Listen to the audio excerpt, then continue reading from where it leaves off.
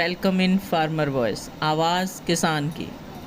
आज भी वो हारेंगे, कल भी वो हारे थे, आज भी वो हारेंगे। किसानों की जमीन लूटने वाली सरकार मुर्दाबाद, मुर्दाबाद, मुर्दाबाद। किसानों की जमीन हथियाने वाली सरकार मुर्दाबाद, मुर्दाबाद, मुर्दाबाद। किसान मजदूर की एकता जिंदाबाद, जिंदाबाद, जिंदाबाद। किसान मजदूर की एकता जिंदाबाद, जिंदाबाद, जिंदाबाद।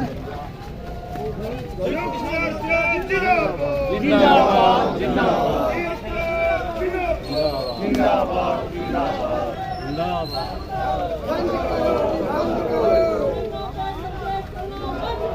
बंद करो, बंद करो।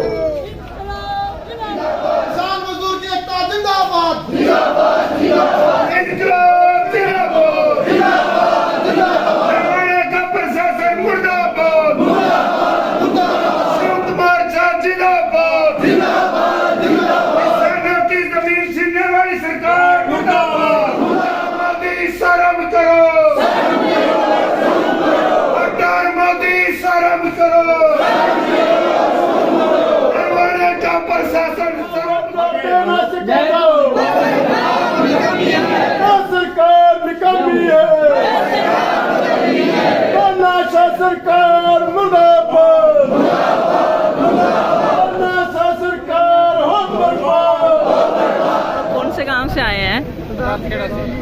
किस मसले को लेके आप लोग आज यहाँ पे आए हैं? आज जी हम जो हमारे गांव की श्यामलाट डे जमीन है वो पिछले कुछ दिनों से सुप्रीम कोर्ट ने ऑर्डर दिए कि उसको पंचायत और नगर निगम के नाम कर दिया जाए, और ये हमारी पुरखों की ज़मीन है। हम इसे 125 सालों से कब्जाधारक हैं, हमारे नाम गरदौरियाँ हैं, और ऐसा होने से तो हम बिल्कुल ही बर्बाद। आपके गांव में कितनी ज़मीन है ऐसी? 437 किले। तो कितने कितने साल से आप उस पे खेती कर रहे हैं? कम से कम 200-300 साल हो गए जी। अच्छा, बड़े बीज जा रहे हैं। जो 37 किले एक कनाल है जी। हमारे बाप दादे 2003 से पीछे ही बाट में बंदी हुई थी, उससे 12 साल पीछे की मान 1910 जो बाप दादे ने बंटवार कर दिया, उठी बैठे हैं, कोई बदल सकता। तो ये जो ज़मीन है जिस पे आप काश्त कर रहे हो, ये आपके नाम पे चढ़ी हुई है? हाँ जी, नाम चली हमारे गरदौरी पटवारी छोड़ गया था जी। गलतियाँ ना कोई बंदा दारू पी कर लड़ पड़ा और लड़े, पटवारी 400 किला कर गया, 400 छोड़ गया। सरकार की तरफ से नोटिस आया आप लोगों के पास? ये कोई नोटिस तो नहीं आया जी, उसमें कि एक बर्बरी तौर पे इनको कहा गया था कि आपकी ये गरदौरियाँ ऑनरशिप है जो चेंज कर दी जाएंगी। स्कीम इस्तेमाल में बाकायदा लिखा हुआ है कि जो 1950 से 12 साल पीछे की गरदौरियाँ जिनके नाम है उनका हक उन्हीं को दिया जाएगा, उन्हीं का ही कब्जा रहेगा। हमारे गांव के पास तो 1938 के अलावा क्या 1903 से हमारे बुजुर्गों के नाम ही इनकी। मास्टर जी, आज ये जो संयुक्त मोर्चे का प्रदर्शन पूरे देश के अंदर, प्रदेश के अंदर हो रहा है जुमला मुश्तरका की ज़मीनों को मामले को लेके, इस पे आपका क्या कहना है? सरकार की क्या रणनीति हो सकती है इसमें कि क्यों सरकार इस तरह का एक्शन ले रही है? देखो, सरकार की रणनीति तो बिल्कुल क्लियर है। सरकार एक भूमि बैंक बनाना चाहती है, और जो किसानों की ज़मीन विशेषकर नेशनल हाईवे, स्टेट हाईवे के किनारे पर है, उसको बड़े पूंजीपति उद्योगपतियों को देना चाहती है सरकार। अब कोई किसान यदि कल ये कहेगा कि मैं ज़मीन से दखल नहीं करना चाहता, मुझे पौने खाने के लिए ज़मीन चाहिए, पैसे नहीं चाहिए, तो कहेंगे कि आपको फलां गांव में आपकी ज़मीन के बराबर की ज़मीन दे दी जाएगी, हमारे पास एक भूमि बैंक है।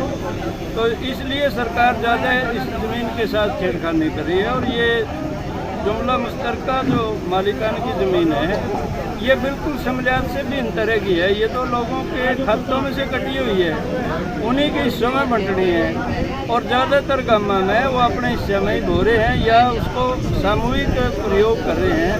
सरकार ने इसमें दखल नहीं देना चाहिए, और यदि किसान इसका मालिकाना हक मांगते हैं तो उनको बिल्कुल जायज़ है, नजायज़ नहीं है उनकी मांग, और ये सरकार ने माननी चाहिए। हकदार तो पहले से ही हैं, केवल मालिकाना हक मांग रहे हैं, वो दे देना चाहिए सरकार ने। और ये भूमि बैंक के हम बिल्कुल खिलाफ हैं। यदि कोई ज़मीन लेनी है तो पहले से ज़मीन एक्वायर करने के नियम बने हुए हैं। एक किसान को कलेक्ट्रेट का 4 गुना और 33 साल तक उसका मुआवजा के तौर पर उसे एक मुफ्त राशि देने का पहले से नियम है, उसी का पालन सरकार ने करना चाहिए।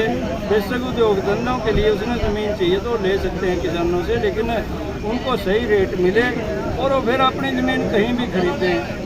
उनको तो पेमेंट की जानी चाहिए और लगातार 33 साल तक कम से कम कंपनसेट भी करना चाहिए। ये कई जगह पर मास्टर जी ये सुनने में आ रहा है कि जो पटवारी हैं वो अंदर खाते इंतकाल बदल रहे हैं इन जमीनों के, तो क्या नरवाना में भी ऐसा ही कुछ चल रहा है? नरवाना में ऐसा केवल हमने पदार्थखेड़ा गांव के बारे में सुना था और बाद में उन पटवारियों ने ही ये कह दिया कि हम कोई अभी बदलाव नहीं कर रहे, क्योंकि पदार्थखेड़ा गांव के लोगों ने 1903 की भी 1938 की भी और 26 जनवरी 1950 के सारे प्रमाण पेश कर दिए कि हमारे दादे परदादे माल इस जमीन के, और अभी भी हम लगातार इसे अपने खेती के प्रयोग में प्रयोग कर रहे हैं। अन्य किसी गांव से अभी तक ऐसी रिपोर्ट नहीं आई कि वो अंदर खाते करते हों, लेकिन जो सरकार ने नियम बनाया उसके अनुसार किसी को नोटिस दिए बिना भी इंतकाल बदला जा सकता है। और कई बार तो बोने वाले किसान को ये पता भी नहीं लगता कि मेरी ज़मीन कब मेरे से ले ली गई। यहाँ दफ्तर में बैठ के ही वो इंतकाल बदलने के प्रयास में है। अखिल भारतीय किसान सभा संयुक्त किसान मोर्चा हरियाणा पूर्ण रूप से इसके खिलाफ है कि किसी के साथ भी ऐसी बदली ज़मीन की ना हो, और हम एक भी खूड किसानों का जाने नहीं देंगे, क्योंकि ज़मीन हमारी माँ के बराबर है और माँ का कभी भी बंटवारा नहीं हो सकता, माँ किसी और के नहीं रह सकती।